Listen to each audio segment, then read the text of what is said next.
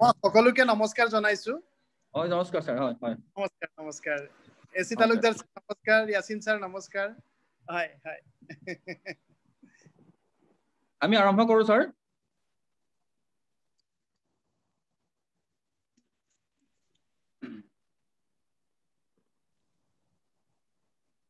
A very good evening to all of you, respected chairperson of this webinar and respected inaugurator of the program, Professor Adilul Yasin sir, former head Department of Political Science from Dibrugarh University, respected resource person, Professor A.C. Talukdar sir, former head of the Department of Political Science, Rajiv Gandhi University, Arunachal Pradesh, and presently working as a Dean of Faculty of Social Sciences, University of Science and Technology, Meghalaya. Invited guests and learned participants. I, on behalf of this organizing committee, welcome you all to this national webinar in the memory of Professor Niru Hazarika, Dean, former Dean, and Faculty of Political Science Department, Guwahati University, on the topic is democratic decentralization and rural development in Northeast India, organized by Assam Political Science Association in collaboration with Silapathar Town College and in association with Center for Ethnic Studies and Research, Guwahati. At the very outset, I would like to request Honorable Josna Hazarika Madam, Executive Member of All Assam Political Science Association, to initiate the program. Thank you.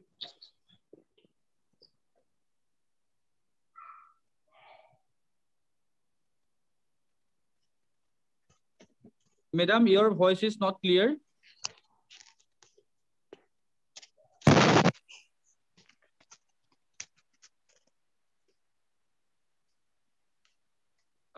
Not clear, madam. Your voice is not clear.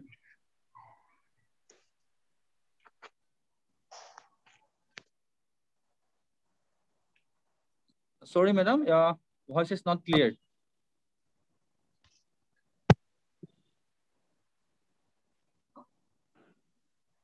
Hello? Yes. Okay, ma'am. Am I audible? Yes, ma'am. Thank you. Okay. So namaskar, and a very good evening to all the respected dignitaries and the participants present in this virtual platform. At the very outset, I, Josna Hazarika of Division Barua Girls College, Jorhat, on behalf of all Assam Political Science Associations, welcome you all to this national level webinar. You all are highly welcome. On the topic, democratic decentralization and rural development in Northeast India. And it is a collaboration with Silapathar Town College and in association with Center for Ethnic Studies and Research, as we all know. This evening, we are also very much fortunate enough having Dr. Bolin Hazarika sir, President, All Assam Political Science Association and retired professor of Jagannath Borua College, Jorhat, Assam. May I take the opportunity and the privilege to introduce Dr. Bolin Hazarika sir before delivering his welcome speech to this evening's webinar. Dr. Bolin Hazarika sir is a well-known personality among us, being the president of All Assam Political Science Association at present. Dr. Hazarika was also the former president of NAAPSA, Northeast Political Science Association. His contributions and rendering service towards Political Science Association is really tremendous. His area of interest in human rights is human rights. And Dr. Hazarika has published a number of articles in both national as well as international level. Besides, he has published 5 volumes of series books on human rights. So now may I request you, sir, to deliver your welcome speech on this evening webinar. And now it is over to you, sir. Thank you so much, sir.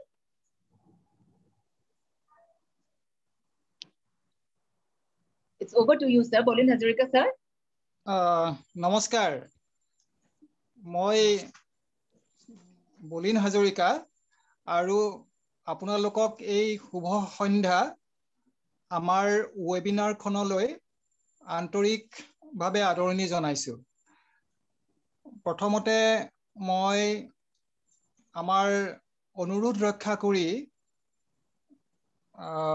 নিজৰ অকণমান অসুস্থতাও আছে বুলি কৈছিলে কালি professor AC Talukdar ছাৰে গাটো ইমান ভাল নাছিল তথাপিও আমাৰ মাজত আজি উপস্থিত হৈছে আৰু তেখেতে সমল ব্যক্তি হিচাপে নিৰ্দিষ্ট বিষয়ৰ ওপৰত আমাক ক'বলৈ সন্মত হৈ আমাৰ মাজত সময়মতে উপস্থিত হোৱাৰ কাৰণে আমি তেখেতক ধন্যবাদ জনাইছো আৰু আদৰণি জনাইছো দ্বিতীয়তে আন এজন আমাৰ মাজত জ্যেষ্ঠ অধ্যাপক প্ৰফেসৰ আদিল উল ইয়াছিন ছাৰ আমাৰ মাজত আছে আমি ছাৰকো আমাৰ মাজলৈ আদৰণি জনাইছো তেখেতে আজি আমাৰ এই ৱেবিনাৰখন উদ্বোধন কৰিব এই উদ্বোধনৰ দায়িত্ব গ্ৰহণ কৰাৰ কাৰণে ছাৰলৈ পুনৰবাৰ ধন্যবাদ জনাইছো আপোনাক আদৰণি জনাইছো ছাৰ তাৰ পিছতে সদৌ অসম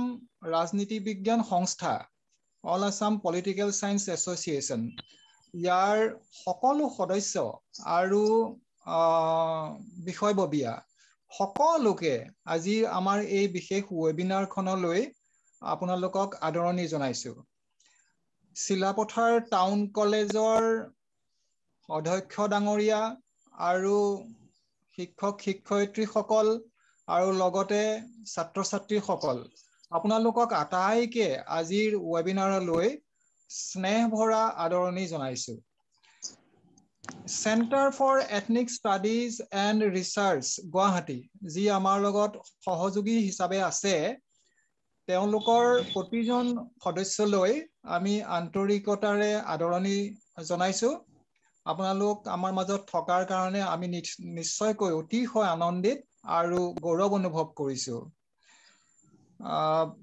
তাৰোপৰি অন্যান্য ইনষ্টিটিউচনৰো কেইজনমান ছাত্ৰ ছাত্ৰী আমাৰ মাজত থকা দেখিছো প্ৰত্যক্ষ কৰিছো তেওঁলোক থকাৰ কাৰণে আমি অতিশয় আনন্দিত আৰু তেওঁলোককো আমি আমাৰ এই ৱেবিনাৰলৈ আন্তৰিকতাৰে আদৰণি জনাইছো যোগেশ দাসৰ অবিহনে আমাৰ আচলতে এইখন ৱেবিনাৰৰ কাৰিকৰী দিশটোত আমি সম্ভালিব নোৱাৰিলোহেঁতেন যোগেশ দাস ডাঙৰীয়াই আমাৰ মাজত উপস্থিত আছে আৰু আমাক বিশেষভাৱে সহায় কৰিছে কাৰিকৰী দিশটো চোৱা চিতা কৰি পেলাই সেইকাৰণে তেখেতকো আমি আদৰণি জনাইছো আশা কৰো আপোনালোক সকলোৰে সহযোগিতাৰে আমি আজিৰ এই যিটো নিৰু বাইদেউৰ প্ৰফেসৰ নিৰু হাজৰিকাৰ শৰণত যি ৱেবিনাৰ আমি অনুষ্ঠিত কৰিছো সেই অনুষ্ঠানত আগভাগি আমি সফলতাৰে সমাপ্ত কৰিবলৈ সক্ষম হ'ম লগতে ডক্টৰ জয়ন্ত শৰ্মাকো দেখিছো তেখেতকো আমাৰ মাজলৈ আদৰণি জনাইছো আৰু মই নাম উল্লেখ নকৰিলেও সকলোকে উপস্থিত থকা সকলোকে আমাৰ আজিৰ অনুষ্ঠানলৈ বিশেষভাৱে আদৰণি জনাই মই এই আদৰণিৰ অনুষ্ঠানটো ইমানতে অন্ত পৰিছে বুলি ঘোষণা কৰিছো ধন্যবাদ Dhanyabad, sir. Sir, thank you very much for your valuable speech.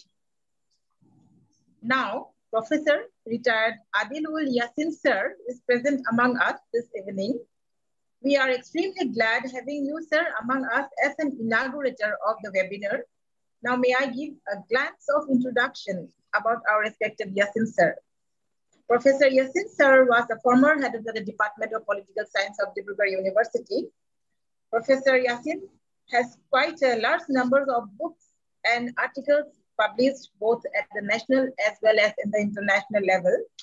And as an academician, his area of interest are human rights, peace and conflict resolution, and international relations. At present, he is an advisor of All Assam Political Science Association, and one of his books on human rights is a pioneering work so far as human rights literature is concerned. So now, may I request you, sir, to say a few words on this webinar as an inaugurator and declare the session to be inaugurated. Thank you very much, sir. It's over to Yasin, sir. Thank you. Yes, sir. Welcome, sir. Hazarika. আমাৰ ইয়াত উপস্থিত থকা professor AC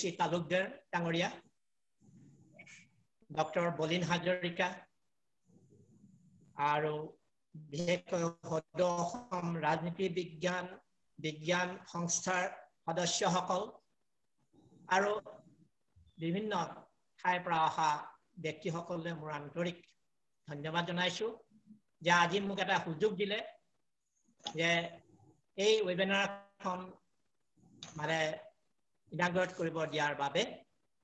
বিশেষকৈ ভাল লাগিছে এইটো কাৰণেই যে আপছাই প্ৰথমবাৰৰ বাবে এখন ৱেবিনাৰ আয়োজন কৰিছে আৰু তাৰ লগত বিশেষকৈ জড়িত হৈ আছে শিলাপথাৰ টাউন কলেজ আৰু centre for ethnic studies and research Guwahati. যাই হওক আজি এই আপছাই এইটো উদ্যোগ লোৱাৰ কাৰণে তেওঁলোকৰ ধন্যবাদৰ পাত্ৰ আৰু আপছাই বিশেষকৈ এই আপছাই স্থাপিত হৈছিল 2018 চনৰ মাৰ্চ মাহত জামুৰগুৰি হাটৰ ত্যাগবীৰ হেমচন্দ্ৰ বৰুৱা মহাবিদ্যালয়। এই ক্ষেত্ৰত আগভাগ লৈছিল professor KC Das, professor Apurba Baruah, doctor Dipen Das, doctor Dipen Saikia, doctor Rajjyoti Pathak আৰু বিশেষকৈ জামুগুৰি হাটৰ কলেজৰ শিক্ষকবৃন্দ, শিলাপথাৰ কলেজৰ শিক্ষকবৃন্দ, সাগৰীজান কলেজৰ শিক্ষকবৃন্দ, বোকাখাট কলেজৰ শিক্ষকবৃন্দ আৰু ইষ্টাৰ্ণ কাৰ্বি আংলং কলেজৰ শিক্ষকবৃন্দ এইখিনি ক্ষেত্ৰত যথেষ্ট ধৰণৰ আগভাগ লৈছিল আৰু আগভাগ লোৱাৰ বাবে আজি এই all Assam political science association গঠন হ'ল। মোৰ ভাল লাগিছে এইটো কাৰণে প্ৰথম অৱস্থাত চালুকীয়া অৱস্থাত এইখিনি ব্যক্তিয়ে আৰু একেখন কলেজে সক্ৰিয়ভাৱে অংশগ্ৰহণ কৰাৰ কাৰণে আজি এইটো অৱস্থাত আপছা উপনীত হৈছে। বৰ্তমান ইয়াৰ সদস্য সংখ্যা 200ৰ ওপৰত হ'ল, 200ৰ ওপৰত হৈ গ'ল ইয়াৰ সদস্য সংখ্যা। যাই হওক এইখিনি ক্ষেত্ৰত মই ক'বলৈ বিচাৰিছোঁ যে তেখেতসকলে আয়োজন কৰিছে প্ৰফেচাৰ নিৰু হাজৰিকাৰ নামত এখন ৱেবিনাৰ। ৱেবিনাৰৰ বিষয়বস্তু হৈছে democratic decentralisation and rural development in North East India. এইটো এটা বৰ ভাল ছাবজেক্ট, প্ৰয়োজনীয় আজিৰ যুগত খাপ খোৱাকৈ এটা ছাবজেক্ট হয় আৰু আপছাই এইখিনি উদ্যোগ লোৱাৰ কাৰণে তেওঁলোকে ধন্যবাদৰ পাত্ৰ। আৰু বিশেষকৈ আপছাই এনেকুৱা ধৰণৰ কাম কৰি থকাৰ বাবে আজি আপছা থকাৰ কাৰণে আমি গম পাওঁ যে আমাৰ ৰাজনীতি বিজ্ঞানৰ শিক্ষকসকলে কি ধৰণৰ কাম কৰি আছে আৰু তেওঁলোকে কি ধৰণৰ গৱেষণা কৰি আছে মাজে মাজে এই আপছা প্লেটফৰ্মতে আমি গম পাওঁ। আপছা প্লেটফৰ্মৰ আৰু এটা ডাঙৰ সুবিধা হ'ল যে আমাৰ কাৰোবাৰ কলিগৰ মৃত্যু হ'লে লগে লগে ইয়াত বিজুলী সঞ্চাৰে এই আপছাৰ প্লেটফৰ্মত আহি যায় আৰু সেইকাৰণে আমি গম পাওঁ। আৰু এই আপছাৰ কাৰণে আমি গম পাইছিলোঁ সেই সময়ত যেতিয়া ডক্টৰ মৃগেন্দ্ৰ নাৰায়ণ দাস মৃত্যুবৰণ কৰিছিলে, ডক্টৰ লাহনে যেতিয়া মৃত্যুবৰণ কৰিছিল, তেতিয়া ইয়াত মানে সন্তপ্ত পৰিয়াললৈ আমাৰ সমবেদনা জ্ঞাপন কৰিছিল আমাৰ এই আপছাৰ তৰফৰ পৰা। আপছাই আৰু বহুখিনি কাম কৰিবলগীয়া আছে আৰু ভৱিষ্যতে মই ভাবোঁ আপছাই বহুখিনি কাম কৰিব পাৰিব। ডেকা ৰাজনীতি বিজ্ঞানীসকল আছে আৰু তেওঁলোকে নিশ্চয় তেওঁলোকে যিবোৰ কাম কৰি আছে, যিবোৰ অধ্যয়ন কৰি আছে, যিবোৰ গৱেষণা পত্ৰ লিখিছে, এই আপছাত প্ৰকাশ হোৱাটো বিচাৰোঁ। আৰু নিশ্চয় আপছা ডে বাই ডে বহুত ষ্ট্ৰং হৈ যাব। এইখিনি কৈ মই আপছাৰ কথাখিনি কৈ মই এতিয়া নিৰু হাজৰিকাৰ প্ৰসংগত আহিছোঁ, প্ৰফেচাৰ নিৰু হাজৰিকাৰ প্ৰসংগত আহিছোঁ। নিৰু হাজৰিকাৰ ক্ষেত্ৰত মই ক'ব বিচাৰোঁ তেওঁ এজন চাইলেণ্ট একাডেমিচিয়ান আছিল, কমপ্লিটলি চাইলেণ্ট একাডেমিচিয়ান। নিৰু হাজৰিকাৰ লগত আমি একেলগে পঢ়িছিলোঁ 1968 চনত যেতিয়া মই গুৱাহাটী ইউনিভাৰ্চিটিত মই পলিটিকেল সায়েন্সৰ ছাত্ৰ আছিলোঁ। তেতিয়া নিৰু হাজৰিকাও যোৰহাটৰ DCB কলেজৰ পৰা ফাৰ্ষ্ট ক্লাছ লৈ আহি আমাৰ ডিপাৰ্টমেণ্টত জইন কৰিছিল। কিন্তু নিৰু হাজৰিকা ইমান শান্তশিষ্ট আছিল, 150-160টা ল'ৰা ছোৱালীৰ মাজত নিৰু হাজৰিকা যেন ক'ৰবাত হেৰাই গৈছিল। নিৰু হাজৰিকাক যেন আমি সেই সময়ত ভাল মতে যেনেকৈ ধৰণে পাব লাগিছিল ঠিক তেনেকৈ ধৰণে নাপালোঁ। খালি মাত্ৰ মনত আছে যে নিৰু হাজৰিকা ফাৰ্ষ্ট ক্লাছ লৈ আহিছে DCB গাৰ্লছ কলেজৰ পৰা।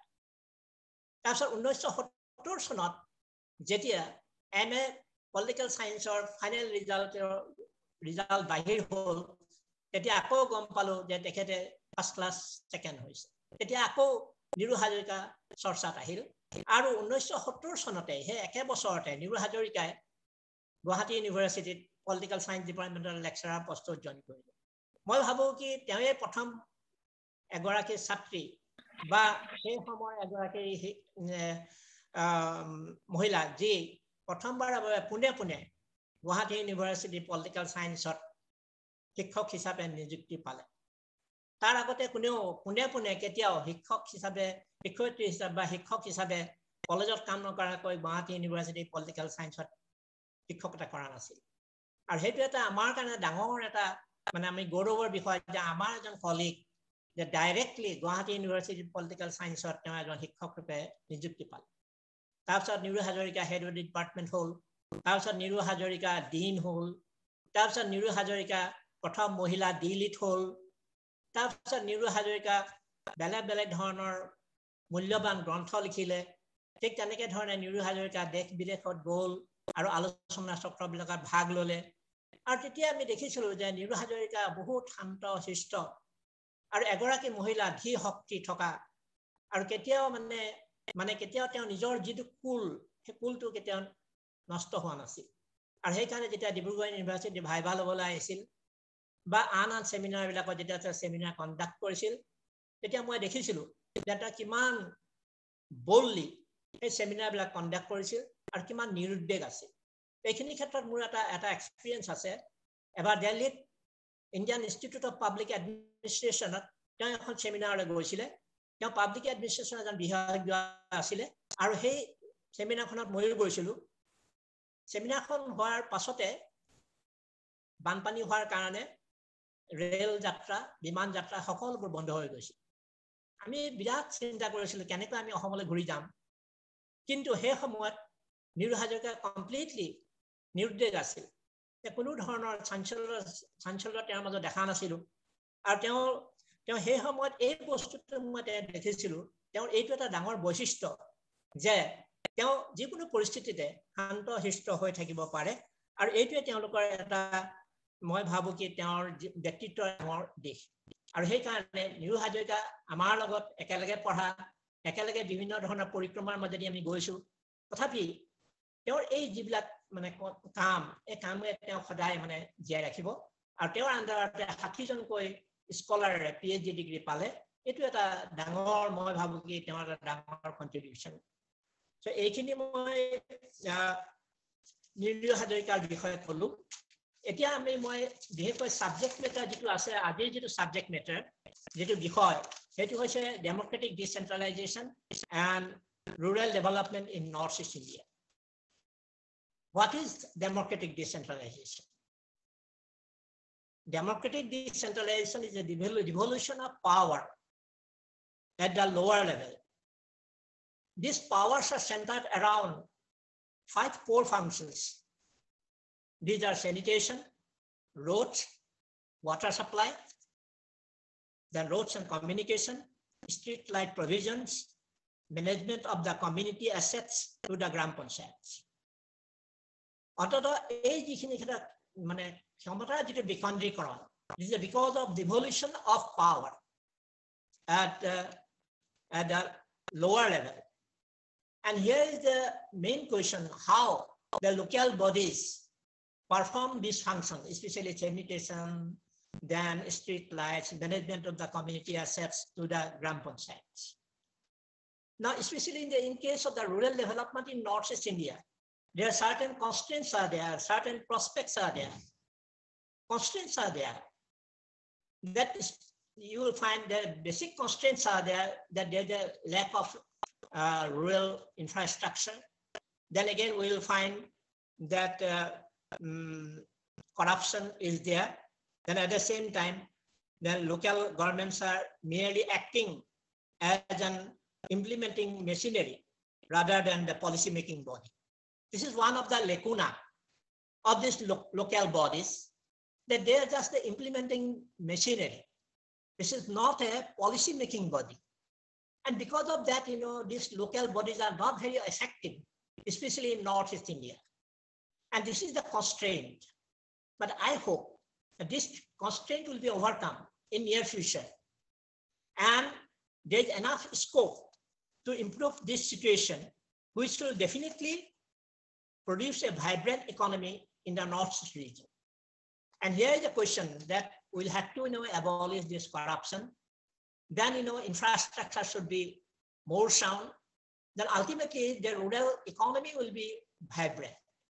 And in all the Northeastern region, whether it is Meghalaya, whether it is Nagaland, whether it is Manipur, then in fact this infrastructure should be developed. There are prospects are there, and we are very sure that this will be developed.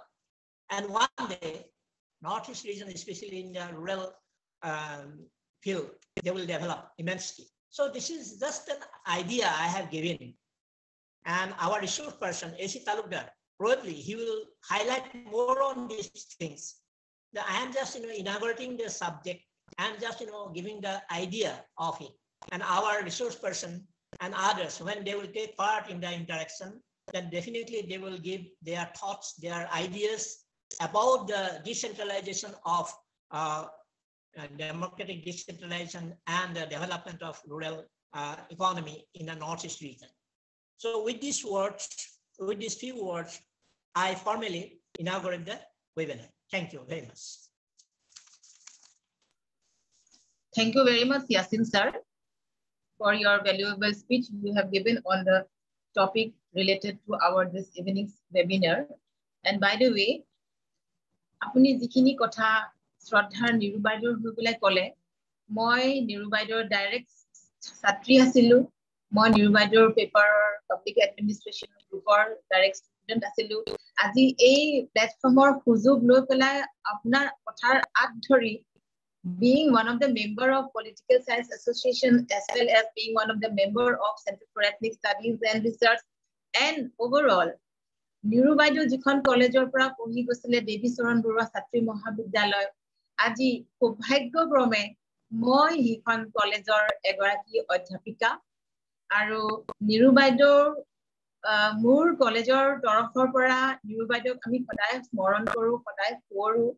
Aru Niru Baidor logot moi jotheshto ghonishto asilu, moi jotheshto abegik hoi porilu jetia moi dekhisu aji webinar kon ami Niru Baidor poronot অনুষ্ঠিত কৰিব লৈছো মই খুব দুখ মনেৰে বাইদৰ পৰা পৃথক হৈ আতৰ হৈ জিয়াবলৈ যত্ন মই কৰিছো বুধ হয় কাৰণ মই বাইদৰ লগত খুবেই ঘনিষ্ঠ আছিলো আৰু এনে ধৰণৰ ঘনিষ্ঠ হৈ গলো পিছলৈ গৈ যে মই তেখেতে পঢ়া কলেজখনৰে এগৰাকী কৰ্মচাৰী বা এগৰাকী ছাত্ৰী হিচাপে মই যে যোগদান কৰিবলৈ পালো মই যথেষ্ট ধন্যবাদ বুলি ভাবি দিছো ঈশ্বৰক বিশেষকৈ and আপোনাৰ কথাখিনি আজি কোৱা কাৰণে মইও আজি এই প্ল্যাটফৰ্মৰ সুযোগটো লৈ অকমান মই বাইদৰ বিষয় আৰু মই যে বাইদৰ লগত কেনে ধৰণে জড়িত হিখিনি মই ক'বলৈ সুবিধাটো ললো thank you so much sir and for your speech you have given on democratic decentralization and declaring our webinar to be inaugurated now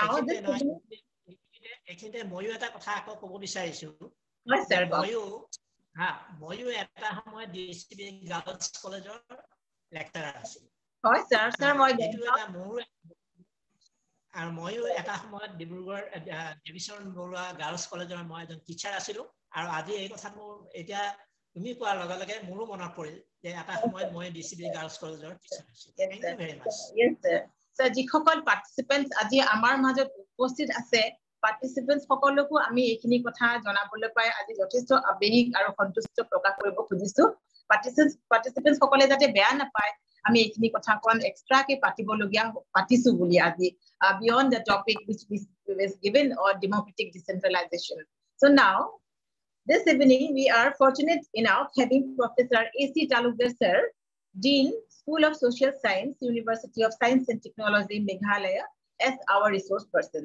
So now, may I introduce Professor Talukdar to the house of the gathering on this evening's virtual platform. Professor Talukdar was the former head of the Department of Political Science, Rajiv Gandhi University, Arunachal Pradesh. Professor Talukdar So area of interest as an academician is local self-government and public administration, as well as tribal politics and others. Professor Talukdar has quite a number of books and articles published at both national as well as international level. And presently, he is working as a Dean School of Social Science at USTL.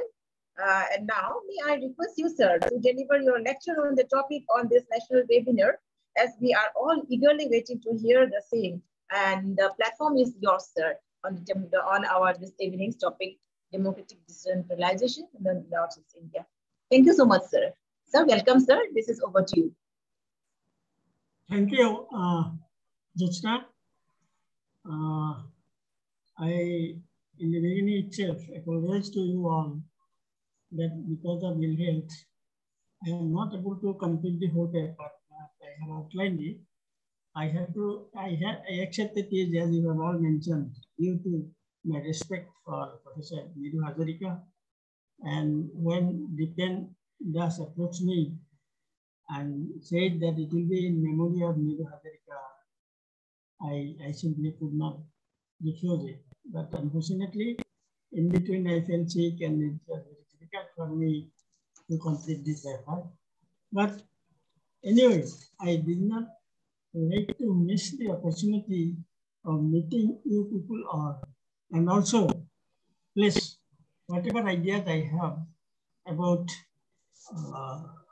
democratic decentralization and rural development and the paper, whatever I have presently prepared and present, I have outlined the whole paper where I have divided it into two parts. First is the focus on democratic decentralization and its development in India. And part two is democratic decentralization and rural development in Northeast India. The whatever materials I have collected could not be fully utilized and could not be presented in the form of the proper paper. Nevertheless, I will present before you certain ideas and points, and also certain aspects of democratic decentralization in the Indian context and in the context of Northeast India, where the dimensions of democratic decentralization and conceptual aspects of democracy and democratic decentralization, and also rural development as such, has changed a great deal. Today's concept of democratic decentralization or democracy as such and rural development is not same as it was in earlier years. And also I have mentioned that insofar as the various aspects of the rural development is concerned, is today appear a difference due to certain socioeconomic changes in the society, first urbanization, changes in economic situations, changes of the characters of the villages in the rural areas, and many other things. And that has affected the mechanism and instrument of decentralization that we have in place today in the country and also in Northeast India. Let me go ahead according to the papers I have presented. Now first, I have given the conceptual aspects of decentralization and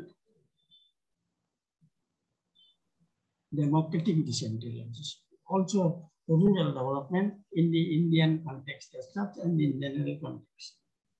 Decentralization ordinarily means a process or a system where there is a transfer of power, control or authority of an organization from a central location or authority to several other lower level offices or locations. In simple words, it is a process or a system or shifting control of an organization from one main group to several smaller ones relevant to those smaller groups.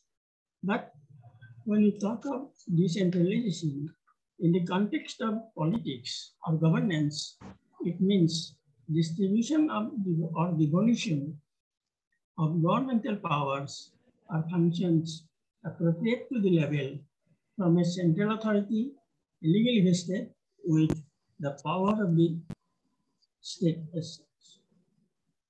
It is thus all about the people and the people-centric concept of or functions or process of governance. Insofar as the democracy is concerned, before we go to democratic decentralization, the concept of democracy has also changed a lot. The simple definition of democracy of a government of the people, for the people, and by the people has changed a lot today, and more things are added to the concept of democracy today. Today, democracy is not merely the majoritarian and an election where people get the opportunity to participate in the government, and it has gone much more beyond that. It has emphasized on today on equality, inclusion, protection of minorities, and what is more, the real participation of the people in the governance of the country. So when we talk of democratic decentralization, the decentralization mechanism provided in the state must imbibe some of these values or qualities of democracy while bringing it to the lower level of administration or lower level of functions as a governmental agency or as a governmental unit at a local level.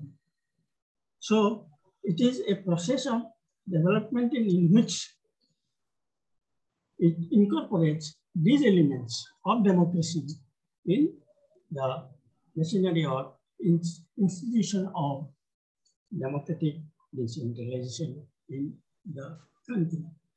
But then again, the question of rule, democratic decentralization is a much studied area, but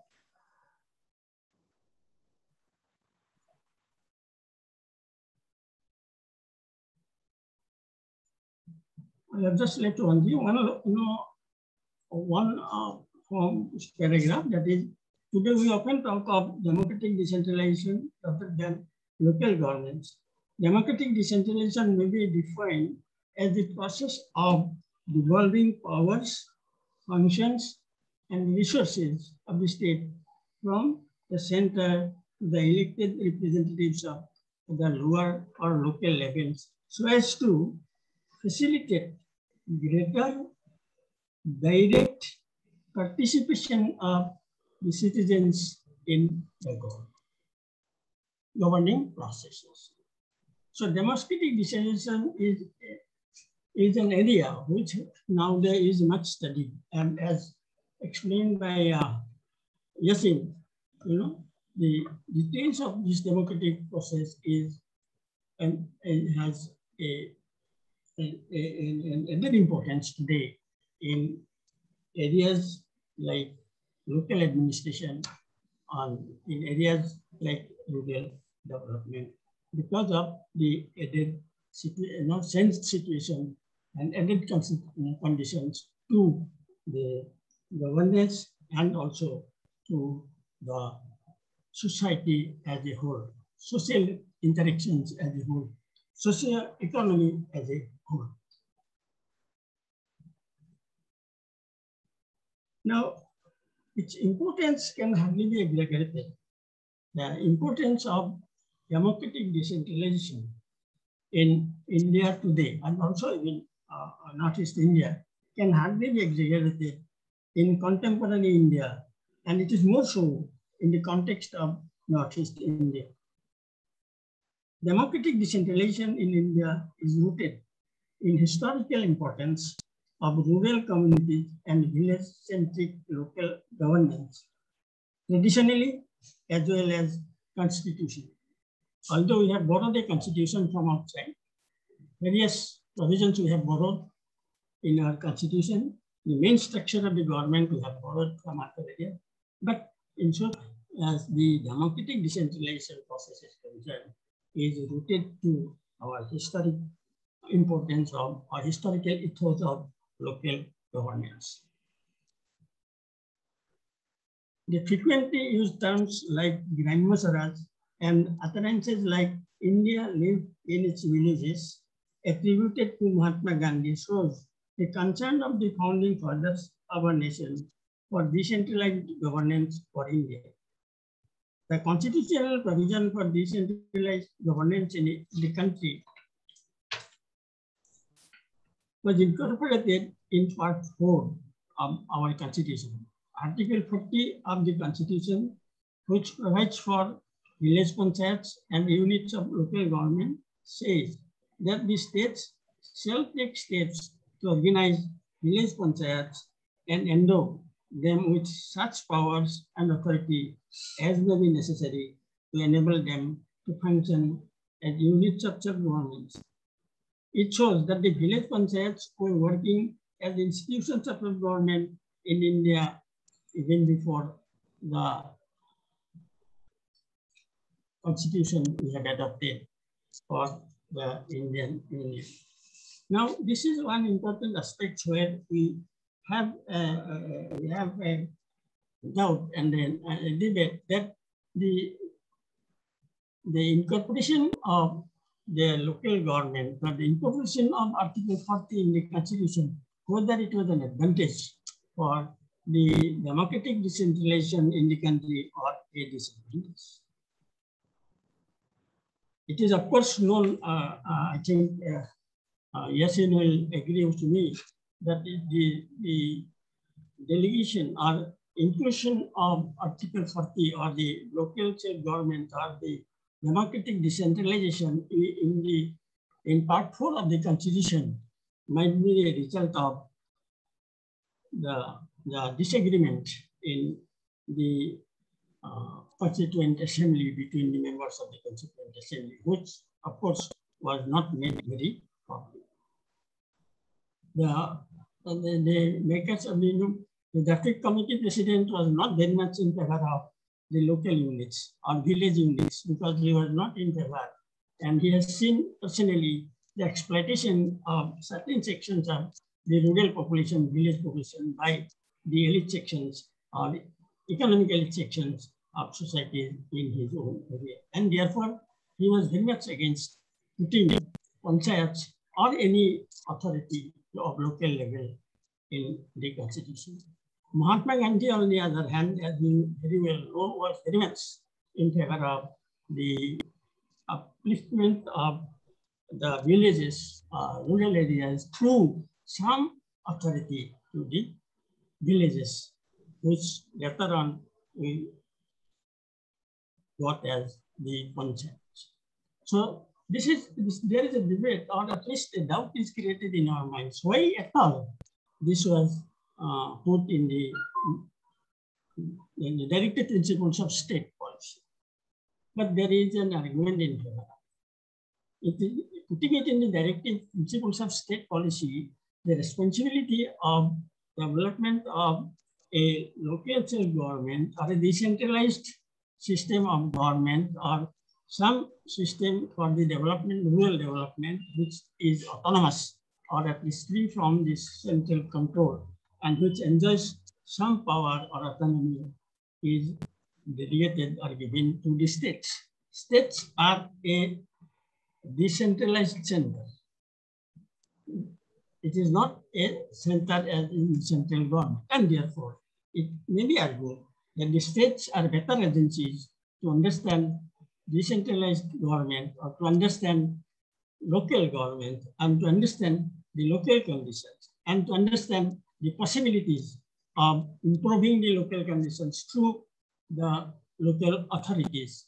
And therefore, the states were the proper agency to create or develop a local self-government system or a decentralized governance system in the country. Nevertheless, it is true that after the adoption of the constitution for a very long time, for about 5-6 years, the states didn't do anything about the development of a local government, a decentralized government at the village level or at the rural level. In fact, the community development program which came in 1952 got much more importance, which was not a local self-government unit or a decentralized governmental unit, but a developmental agency without much power or any power delegated to this program. But is because of the attention of the leadership or the ruling elite to this, the entire question of establishing a rural self-government or a decentralized government at the lowest level or at the rural level did not get much attention to or establishment till the appointment of the Balwant Rai Mehta Committee. Balwant Rai Mehta Committee, you should remember, it was not a panchayat committee to establish panchayat or examine to panchayat. It was a committee to examine the working of the community development project. It is in fact, while examining the functioning of the community development program, the Balwant Rai Mehta came up with a novel suggestion for establishment of a panchayat raj system in the country, which can in its own turn serve as the institution for democratic decentralization. The word democratic decentralization was used by Balwant Rai Mehta Committee itself, and it named this institution to be this institution. So Balwant Rai Mehta Committee for the first time came up with a suggestion for the establishment of a system of decentralized government throughout the country in the form of panchayat raj system. As we all know, he suggested a 3-tier panchayat system, village level.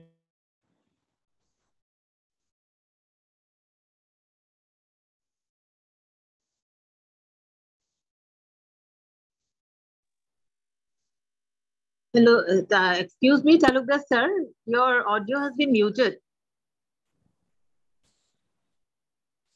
Talukdar sir, apunar audio to mute hoy gol. So what happened is that this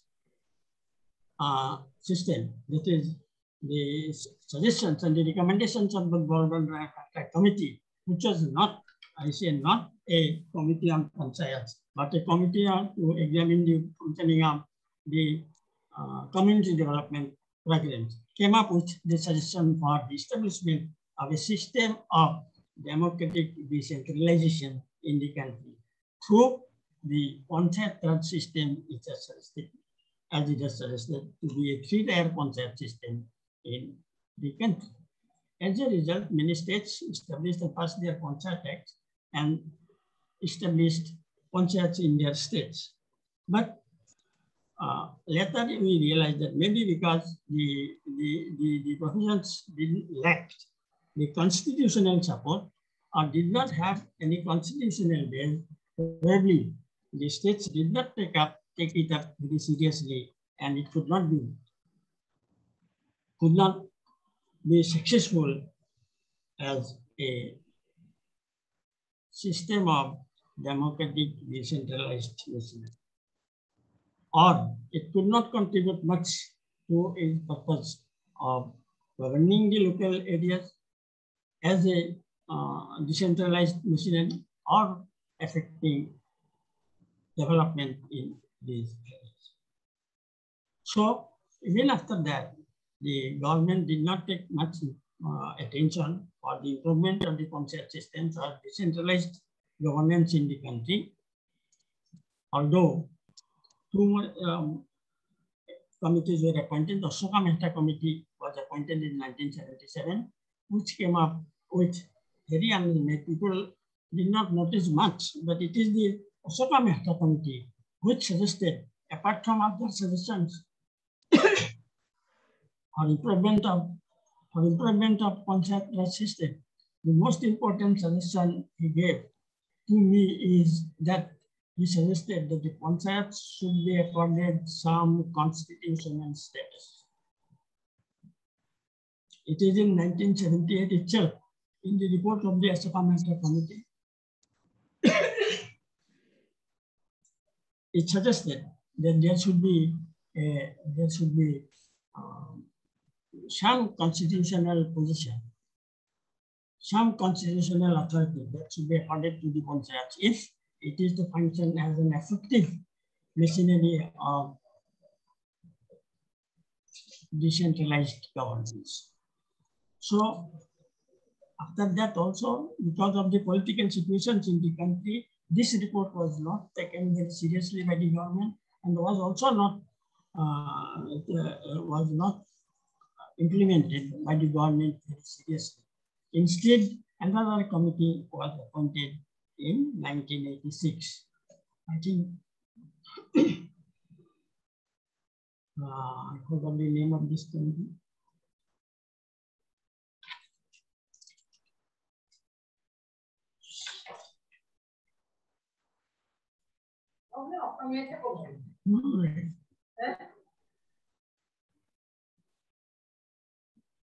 Sindhi Committee. Sindhi Committee was appointed in 1986, and the Sindhi Committee came up with a recommendation of according constitutional status to the panchayats. As you know, thereafter, the government tried its best to introduce an amendment to the constitution and to provide constitutional support to the decentralized governance system in the country, but it failed also. Nevertheless, in 1992, we got our 73rd Amendment Act and a clear system of decentralized, democratic decentralized panchayats were introduced throughout the country, and the Silapathar panchayats were introduced in the entire country. So, insofar as the democratic decentralization is concerned, it took a long time to come to the present status of panchayat system in the country. Of course, we have not included the urban local governments, but it was more or less the same. The due importance was given to the rural local government, and the same system of the three-tier panchayat system that was suggested by National Committee was retained by the 73rd Amendment Act also, and it asked for and provided a model of uniform pattern of panchayat system throughout the country. And the criticism that most important was the panchayats are not uniform in the entire country of the country, and that it is not getting enough fund from this. All these aspects were also looked at by the 73rd Amendment Act, and therefore we feel that insofar as the decentralized government is concerned, or democratic decentralization is provided in India is today in a much better or satisfactory position than what it was earlier. This is another thing that there was lots of criticism against the functioning of the panchayat system as a democratic decentralized institution and achieving rural government. There are reasons for that. For example, in case of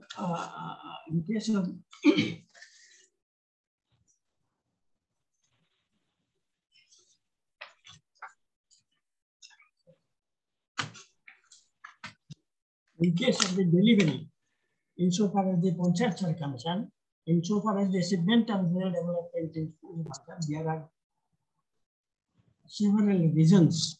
One reason is that the democratic decentralization has imbibed the values of democracy itself, as I have in the beginning seen, the democracy itself has imbibed much more values than what it was there. And the most important of them then being the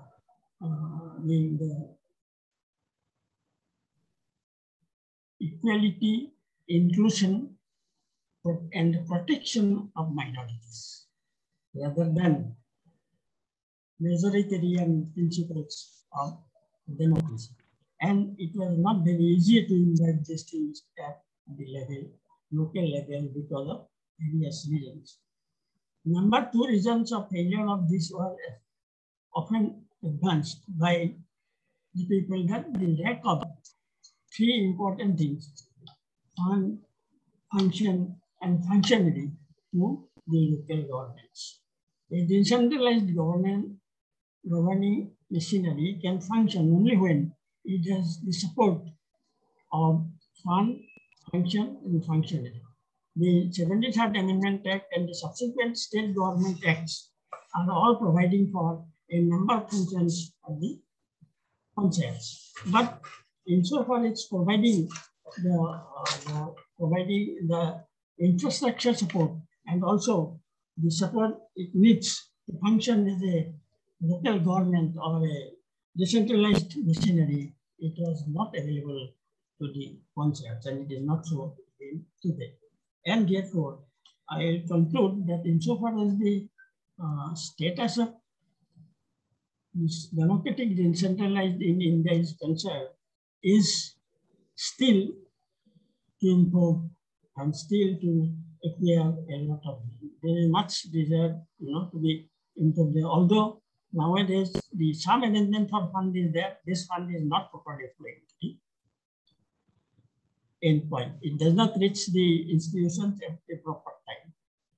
Then the question of the functions given to the at the time, we do not find that the state governments are enthusiastic enough to provide them real power and to allow them to function and the real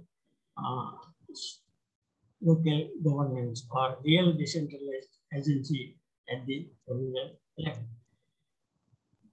Now, one more important thing I want to say in case of the rural government is concerned, that the very concept of rural government, very idea of rural government, the characters of rural government have changed a lot now. The idea of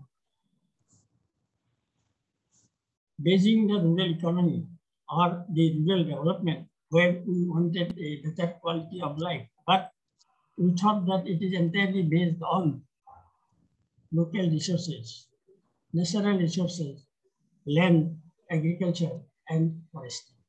That has changed a lot in recent times. Increased urbanization and also the changed character of the urban areas, then improvement in roads and communications, and gradually, a sort of an integration between the rural life and urban life has changed. And therefore, the concept of rural development, which earlier was based on a sort of rural-urban economy, has changed. Today, that approach of rural development, where we think of depending entirely on the land and other natural resources, land, forest, and other things, cannot bring the equal development or desired development to the rural areas. Nowadays, the character of rural areas are also greatly changing, fast changing. They are, first from urbanization of the nearby areas, and also the improvement of the roads and communications. All these have changed the needs and also the concept of quality or a better quality of life in the villages. And therefore, the approach to rural development, which was earlier a sort of based on a rural urban economy, must change. It must come to change to an integrated approach of development within urban and rural areas. Now, insofar as the Northeast area is concerned,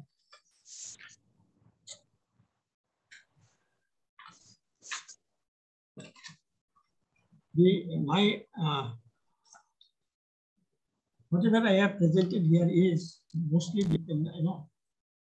based on my own experiences. What today we find as a local self-government or a decentralized institution, democratic decentralized institution is not limited to the Panchayat Raj institutions established by 73rd Amendment Act of the Constitution. In Northeast India, the situation is slightly different.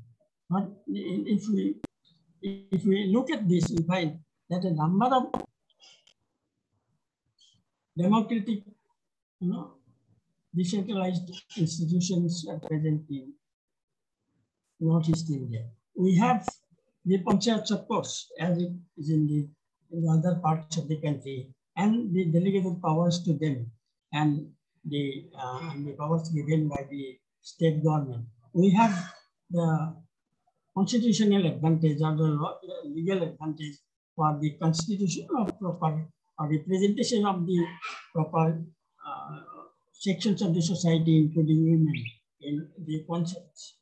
But what is important is that the panchayats in India also suffer the same problems as in case of the other parts of the country.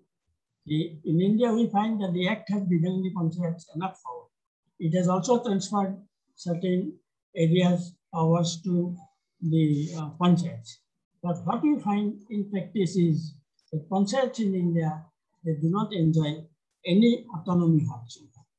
They are mostly engaged in the agency functions of the government, and the number of central government and state government poverty alleviation schemes are entrusted to them, and they are engaged in only these works, where no governmental power is necessary, where no power to take decision is involved, and where there is no power to get enough fund for their development. The course of development in the rural areas have become greatly beneficiary oriented and not basic development of the states.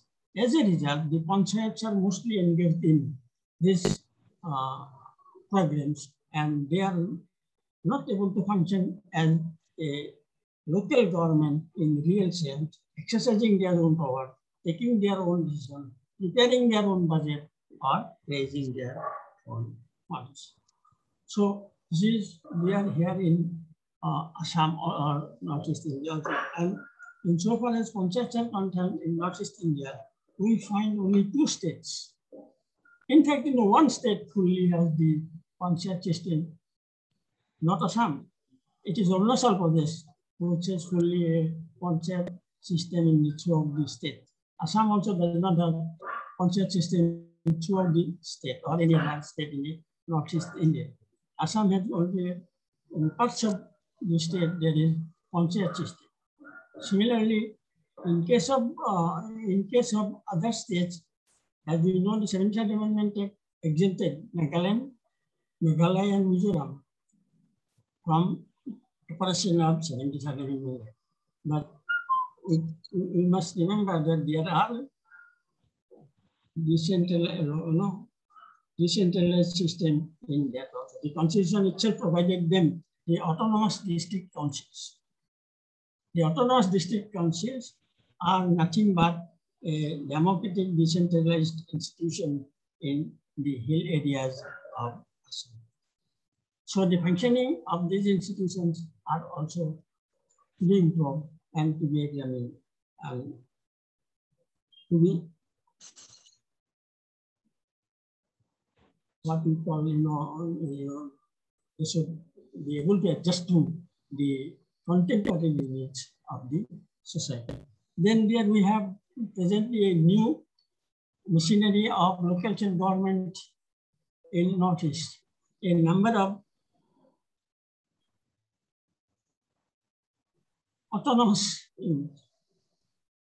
autonomous authorities. Then there is BTAD, then community development, community-based organizations like Rabha unions, then missing unions, not unions, they are I think called autonomous councils. They are also called development councils, but they are nothing but decentralized units established not by the constitution, but by the institutional constitution. But nevertheless, they enjoy the similar powers and perform the similar functions like a democratic decentralization units. Then also we have certain, apart from the district councils in Nagaland, they have village development boards established by the state acts, but functioning as a rural local government based on election led by the government and looking after the local development. So in the Northeast India, we find a peculiar situation of a good number of different kinds of democratic decentralized institutions functioning at a time. The concepts are there, the district councils are there, then BTAD type councils are there, then Rabha Union Council, Missing Union Council, Missing Development Council, like that. A number of development councils are there. They are also working in the similar pattern. They are also elected bodies. They are established by the government. They are given certain powers. They are allotted certain functions and asked to function as a local government bodies. And therefore, the situation in Northeast is that we need to survey the situation and try to bring some sort of a uniform pattern of bodies so that they can function in cooperation of each other. As we have already mentioned, the rural development problems in Northeast is much more difficult than it is in other parts of the country. Then again, the rural-urban dichotomy in Northeast India, in economic terms, is more complicated than in other parts of the country. What about the Majuli problems? Is it a local problem or is it is a national problem? Who is to attend to the problems? Who is to look after the needs of the local people and the development of the local areas? Where from the fund will come?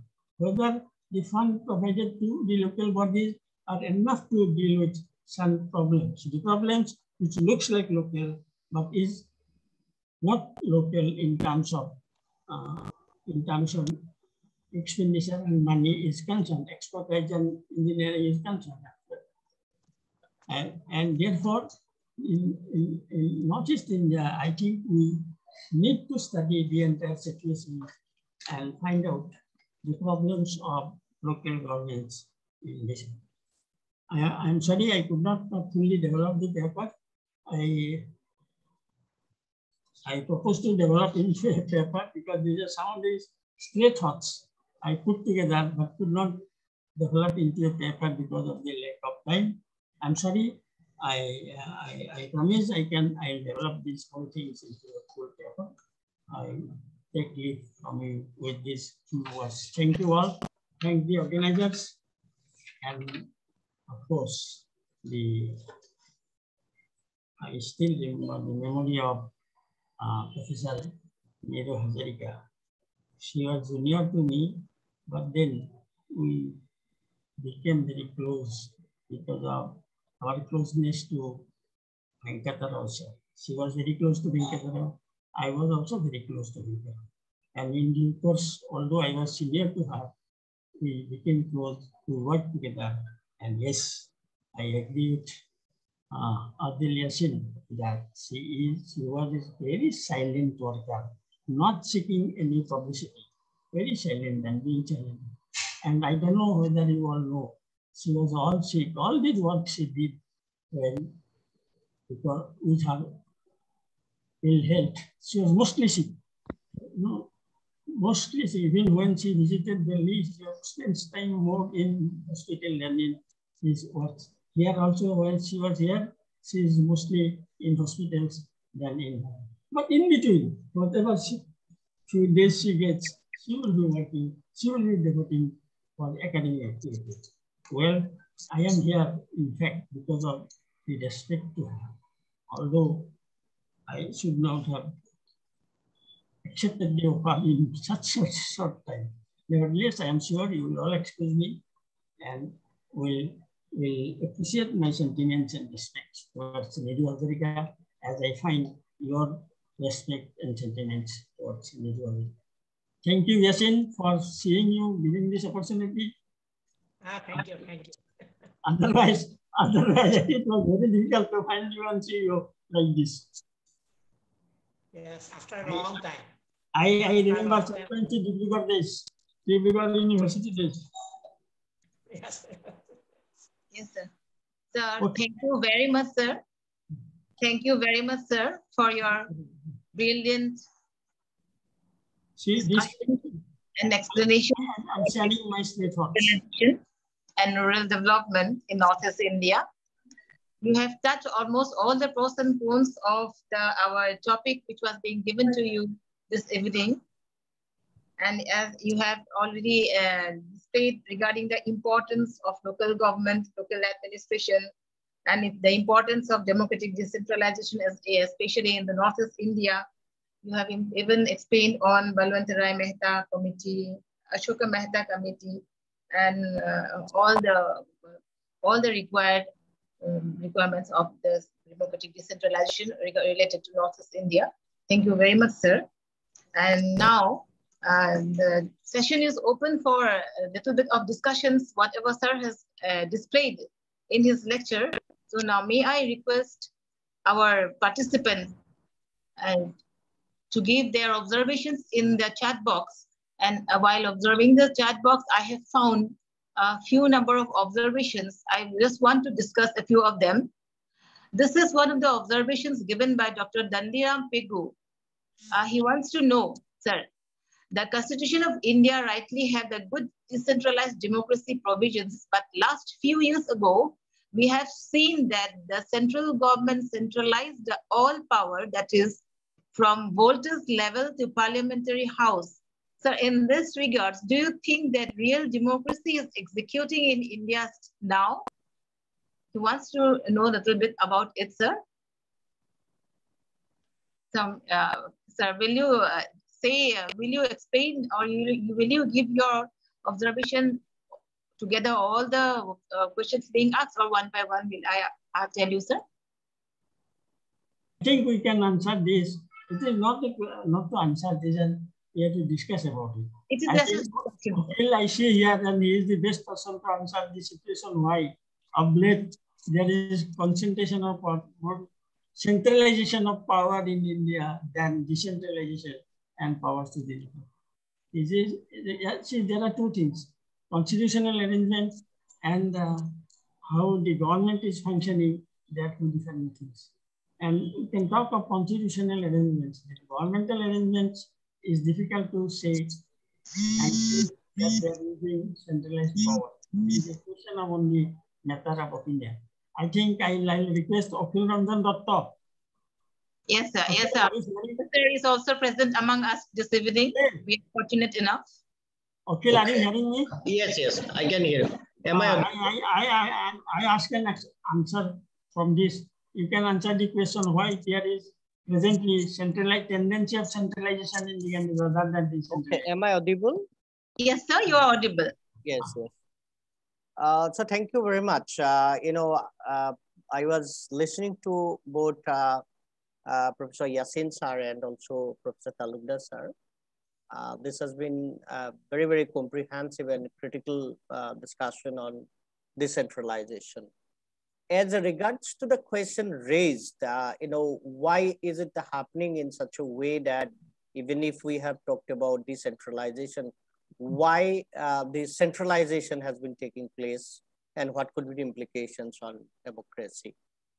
We need to keep in mind one thing, and that's very interesting. Look at the very context when the whole exercise of, giving constitutional recognition or constitutional guarantee to decentralization took place. It took place in 1990s, just after Indian economy was open for, market economy, new liberalization, new liberal economy, privatization, liberalization. Now, therefore, this is interesting that on the one hand, you have said that state is not in a position to take care of the economy. Therefore, we are going in for privatization. We are going in for liberalization.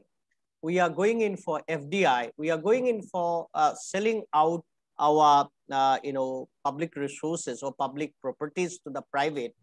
On the other hand, we have also talked about giving power to the, local institutions for governance. And now this is a very, very important contradiction that we need to keep in mind. Now, as the process moved on, it was gradually realized that for privatization, for liberalization, the centralization of decision-making process is very, very important. Therefore, in the long run, even if you have talked about cooperative federalism, for that matter, making the state partners of, running the country, but a consistent process of decentralization has happened. Now, decentralization has happened in, centralization has happened in many, many ways. For example, government has been talking about merger of banks. Look at, this is very interesting.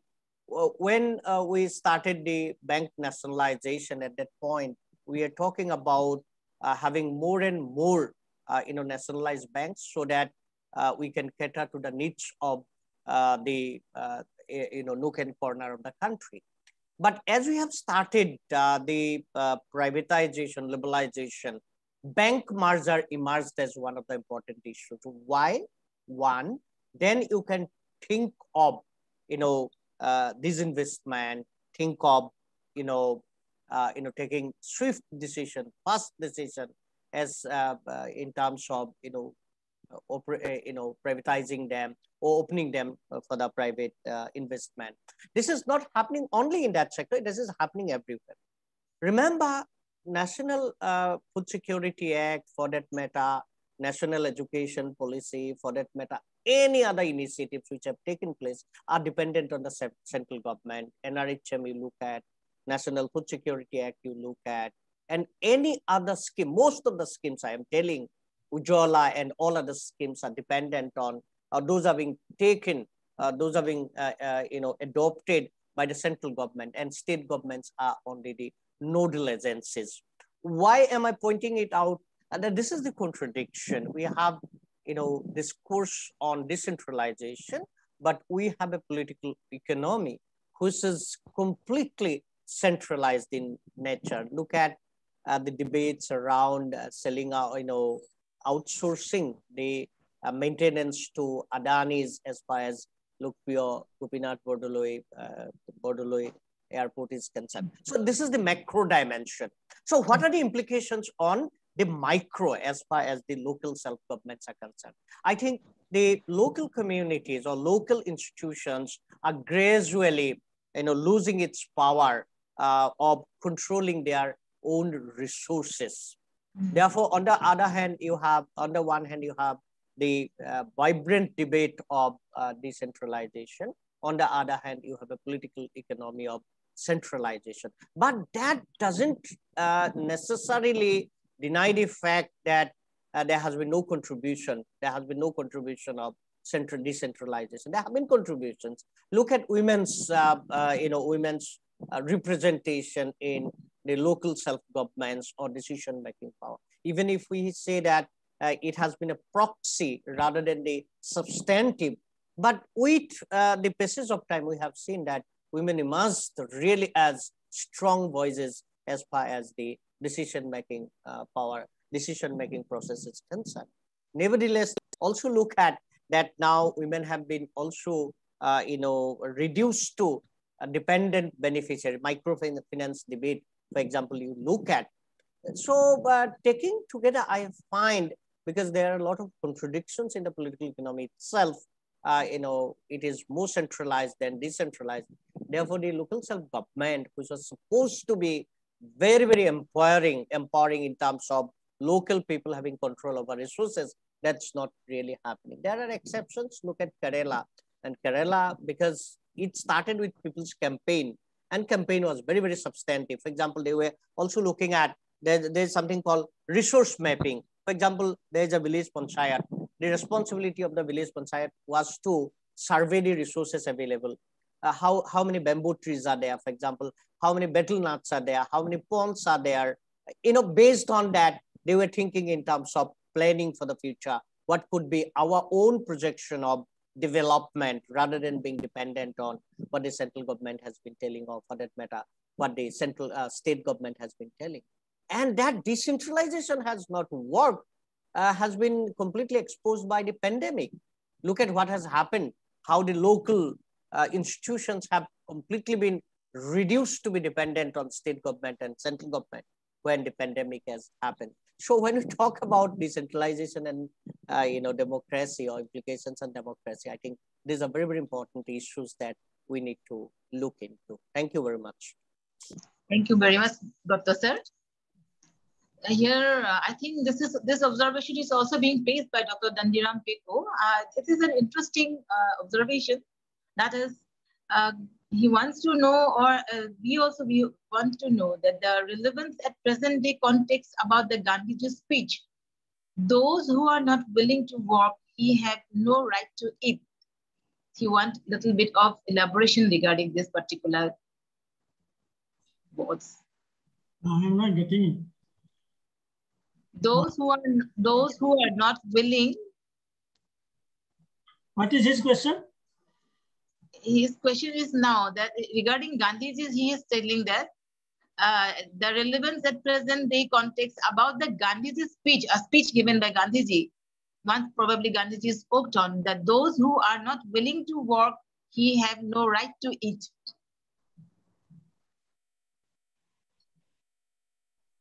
Oh, well, I think because it can be well accepted. If you are not willing to work, then what can you stop? Work, of course, will have to be done by everyone. And there is no question whether it is a centralized situation or a decentralized situation. Work will have to, you will have to work for yourself, and you have to fight for it if you want to get something. Work is always there, and you have to. Without work, there cannot be any successful situation, whether it is a centralized situation or a decentralized situation.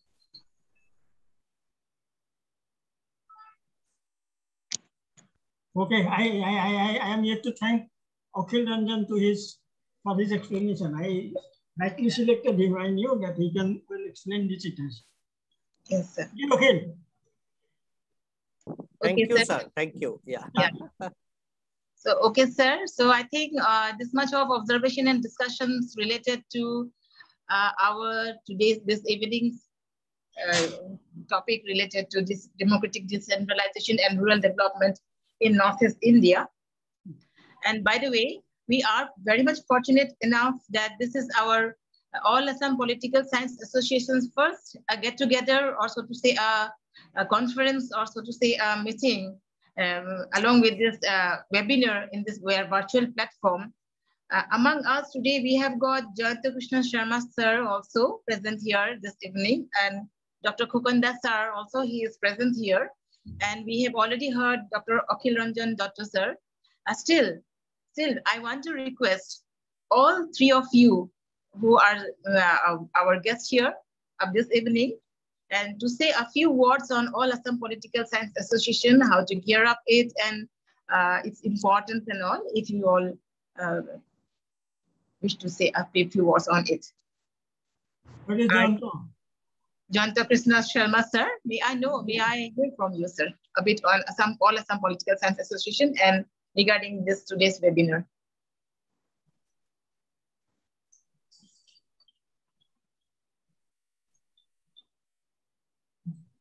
Yes, sir. Maybe Jayanta is. Okay. Is it there? I don't think he was there in the beginning. Okay. I'll just, because I'll have to leave. I'm going somewhere. I'll just state a few points. I have been new to the platform. Yes, I'll request a couple of things. One, because now the virtual platform has come about, therefore we need to integrate with, a lot of other institutions and other organizations who have been working on the discipline itself and, expanding the horizon of the discipline. So I don't know what were the other programs being organized by this platform. The important initiative in this regard could be, discussion on books. A lot of important books are coming up at the national front, at the international front. And now it has become a bit easier to invite people from different parts of the country, different universities, and also of the country and beyond. So book discussion, important books which are coming up at the national level, at the international level, could be one of the important ways to bring vibrancy to this platform. This is my request. You can consider it. Okay. And I'll take leave because I have to go somewhere. So I express my gratitude to all of you for the opportunity being given. Thank you very much. Thank you very much, Dr. Akhil Ranjan Datta, for being with us this evening. Thank you very much. And may I now request Dr. Khokon Das, sir, if you are here, present this evening in this platform, just to speak on. Thank you, Niru Hazarika, ma'am. Thank you so much. Good evening to everyone. Good evening to Professor Dr. Adidul Yasin sir, Professor A.C. Talukdar sir. Though Dr. Akhil Ranjan Datta, he left, but yet good evening to him, Dr. Jayanta Krishna Sharma, and other dignitaries and members and fellows and the members of the AAPSA, those who are present here. We are fortunate enough that, I personally fortunate enough that I was out of station, means today just before the start of the webinar, I arrived here and I have joined here and I have listened to all. And so I have learned a lot of things, but some observations that have been given here. But regarding this, I would like to actually express my views that what Dr. Akhil Ranjan Datta said, I am also in the same opinion, almost same opinion, except a few, because not only in the local self-government or local self-governance, but also in the state, national and state level also, that was national and regional level also, almost we are democratic, decentralized in form, but unitary or centralized and autocratic in practice.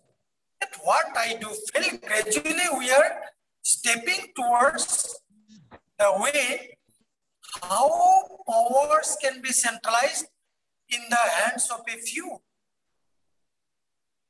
So we found even in the ministry, of the union government and the state government also, we found a very few people are handling the powers of the government. Policy makers, a few. Only a few they are dictating, and under their dictation, under their directions and instructions, the whole government is running. And even personally, being a student of political science, I too find I cannot blame the students. Being a teacher, I am not aware about the ministers, union ministers of all. Who are the union ministers of the government of India? Who are the state ministers with different portfolios? We cannot say. Because only for namesake, they have been given the responsibility. But everything in the decision-making process, only a few people They are directing, instructing, guiding, and conducting. So that's why what Dr. Abdul said, we are following totally the Western pattern of our democracy. We are following the liberal democracy, means democratic system of USA. We are following such kind of political system, that is LPG. Totally, our political system, economic system, socio-cultural system, everything, even our day-to-day life, that has been grasped by the influence and impact of LPG. So the local self-governing institutions, they cannot be free from that sort of classes, that sort of control. So in theory, we are to study, we are to learn, we are to teach, but in practice, can the president of the panchayat, can a member of the panchayat, or can the chairman of the district council, can the chairman of the town committee or municipal board exercise his power independently? I think it is not. So what I do find some observations that is correct, but because we are confused now, what sort of political system is going on in our country? Can we practically tell that yes, we are in the true democracy during the time of exercising our democratic power at the national level, regional level, and at the local level also? Can we choose our representatives in a democratic way, in a democratic manner? Do we have that democratic rights practically? So even in West Bengal,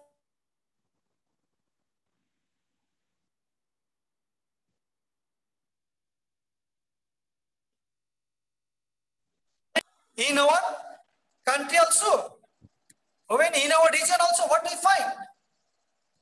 During the time of exercising our democratic rights, we are being controlled, we are being dominated, we are being dictated to exercise our democratic rights from some sort of powers, some sort of corners. So that's why actually Talukdar sir also explained the things in detailed manner. What we have found, what are the constitutional provisions? The constitutional provisions of the 73rd and 74th amendments. That is very good, very fine for the upliftment of the decentralization of local self-governing institutions, for the all-round development of the panchayat and panchayat systems, for the upliftment of the backward communities of people to represent the SC, STs and OBCs. But practically, can we do? We are organizing seminars on women empowerment. But now I am very much critical about this, even about organizing seminars or about the conducting of research on women empowerment. But we found that who are enlightened people, who are conscious people, who are educated people, are they giving the democratic rights or the rights of their women, of their families? Are they very much liberal to give free hand to their women to do their own works at their own? I think not. Even we should be critical about ourselves, about the empowerment of women. But theoretically, we are doing research and we are just giving hypotheses of all other things. We have a lot of objectives also. Because only today I returned from BPCSR school board meetings. We have discussed a lot of things, but practically nothing. Those we are making the decisions in the different bodies, but practically we are doing quite opposite, quite different than that. So in the same way, our policy makers or decision makers of the government in the at the national level, the state level, they are not giving free hand to the local self-governing institutions at the urban level or local level. Not even holding the free and fair elections. We the people, we want to choose our representatives through democratic rights, exercise our voting rights. That the right person should be elected and they should implement the policies of the government. They should implement the various policies and to utilize the budgets properly for the upliftment, for the development of the locality, concerned locality. But can they do? But that cannot be done. So, sir, because we are now very much now going under the class of LPG, very much liberal, very much now we are in the process of privatization. Now, the globalization process. So we are very much happy that yes, we can move throughout the country, throughout the world. But whether can we develop ourselves? With only a few people who can develop themselves. But large section of people, they are being deprived of. Now, we found during 60s, most probably, if I'm not wrong, Yasin sir and Talukdar sir, they can say they have their better experience. Different trade union organizations, they fought for the nationalization of banks, banking sectors, insurance. Now all are going to be marginalized, means privatized. So, sir. Let me intervene. Sir. Let me intervene. You are answering your own questions. Your own questions you are answering. You are raising questions and the answer is hidden in your own speech. See, democracy is all about people. Democracy is all about people, whether in a centralized situation or a decentralized situation. So, now the situation we are getting, centralization we are getting, unity power is being exercised by it is you, it is me, as you have seen. It is the people. So we are getting it. You ask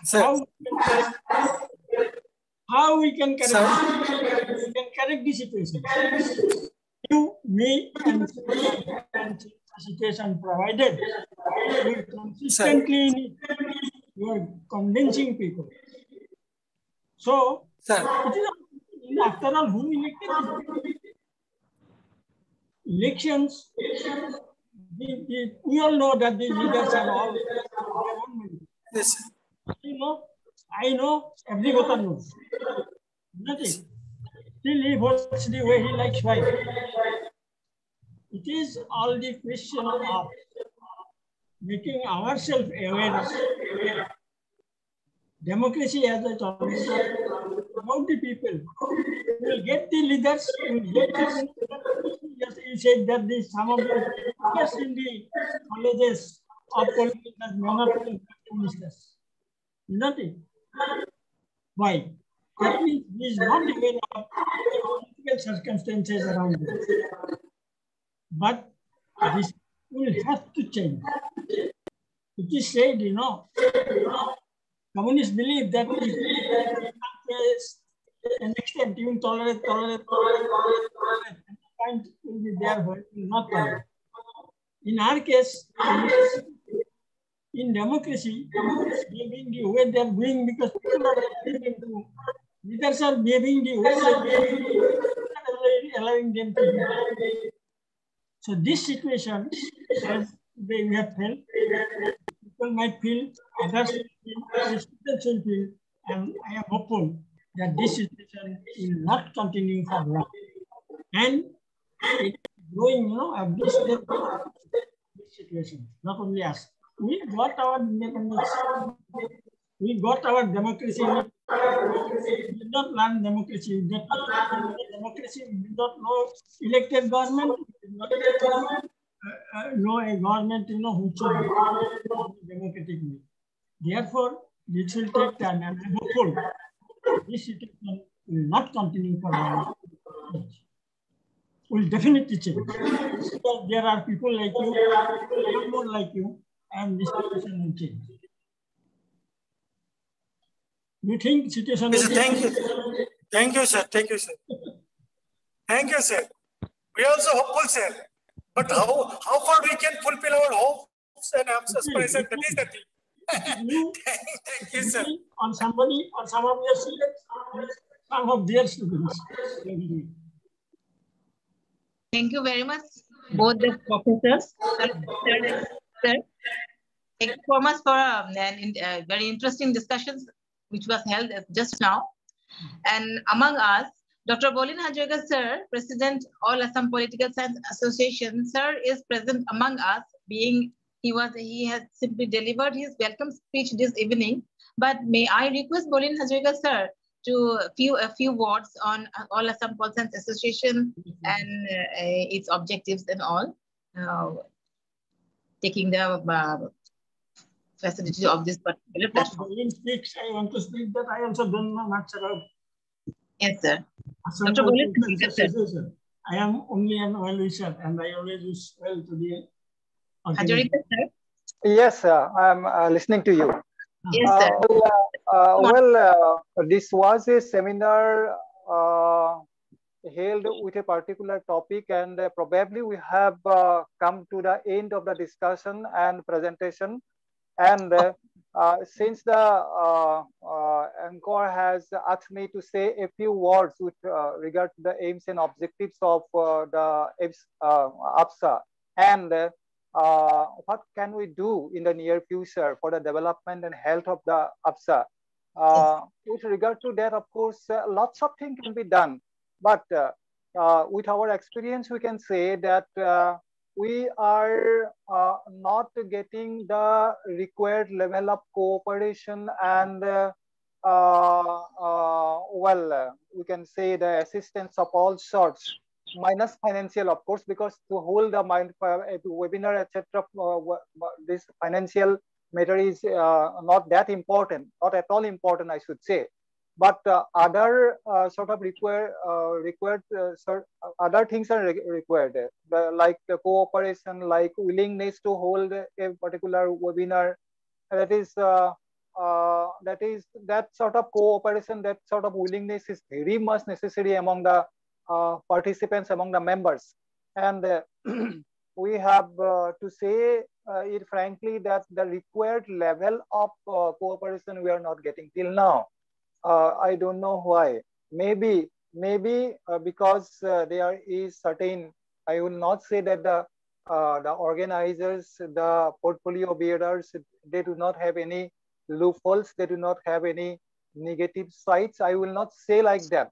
But apart from that, we are always trying to know all the sides, not only that side, not only our loopholes, our weaknesses, but also we are trying to encourage and trying to know the reasons why the other people are not showing that much of interest, that much of cooperation to us. But I'm sure that since this is the first kind of webinar we have held in the banner of AAPSA after its formation, I am very much hopeful that in the near future we will be progressing with a satisfactory note, and more and more participants will be coming up, more and more participating colleges will be coming up for holding this sort of academic exercises. Professor Akhil Ranjan Doctor has suggested a very nice thing today, that apart from discussing on a particular topic, we can go to shift to some other matters as well. That is, he said that lots of new books are coming up to the market, to the being published. About all those books, recently published books, we can have discussions on it, inviting people from distant and near places. So that is another very, very good suggestion, I think. I hope that all will have a free mind to put forward their suggestion, so that with all these we can go ahead for the health and success of AAPSA in the near future. Thank you all. Thank you very much, Dr. Niru Hazarika, sir. Now, the concluding part, we have come to the end of this evening's webinar. This evening, as we held this national level webinar on the topic Democratic Decentralization and Rural Development in Northeast India, in memory of late Professor Niru Hazarika, former Dean and Head of the Department of Political Science, Guwahati, Assam. I want to take the privilege at last offering my vote of thanks and gratitude to all the respected dignitaries and the House, our respected participants as well. At the very beginning, I want to extend my thanks and gratitude to Dr. Niru Hazarika, sir, for delivering his welcome speech despite his busy schedule. He spared his valuable hours for our association. I also want to extend my heartfelt thanks and gratitude to Professor Adil Ul Yassin, sir, for being a part of this webinar as an inaugurator, despite of his busy schedule. Sir, your presence means a lot for us. Hope in near future also you will remain as an advisor of all Assam Political Science Association. I am highly thankful and extend my gratitude to our respected resource person, Professor A.C. Talukdar, sir, for giving us his valuable hour as a resource person. I hope that all of us present here this evening is highly benefited hearing you on a democratic decentralization. Once again, thank you very much, sir. I extend my thanks and gratitude to our organizing committee, Chairperson Dr. Dipen Saikia, sir of Moridal College, Joint Coordinator Dr. Dandiram Pegu, sir, Silapathar Town College, Assistant Coordinator Archana Kuli, Madam, Silapathar Town College, for your collaboration, along with respected members of Silapathar Town College, Mr. Dipduti Gogoi, Mr. Biju Nara, and Dr. Ashok Pegu. Thank you very much for your cordial cooperation. Last but not the least, I want to extend my thanks and gratitude to our coordinator, Dr. Tipan Das of Radha Govinda Borua College, Guwahati, and Secretary of Center for Ethnic Studies and Research, without whose immense support, this webinar would not have been possible to air on. At last, the most important personality whom remain always behind the screen, he is the person, our technical coordinator, Dr. Jugesh Das, who is always so supportive and cooperative in managing the entire session always. Thank you very much, Dr. Jugesh Das, once again. And at last, I want to extend my gratefulness and thankfulness to all the participants present in this evening, which made the webinar a grand success. So with this, we are concluding our discussion from this platform. Thank you very much for everyone of us present here. And at last, I want to introduce myself. I am Niru Hazarika of Devi Charan Borua Girls College, Guwahati. And I am also a member of Center for Ethnic Studies and Research, as well as for All Assam Political Science Association. And I am fortunate enough having myself as a member and giving my some of the contributions towards my organization. Thank you very much. Now it's over to Jugesh Das.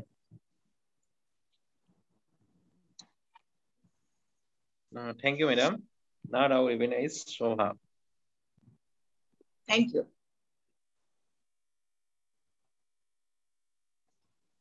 I think we can call it a day.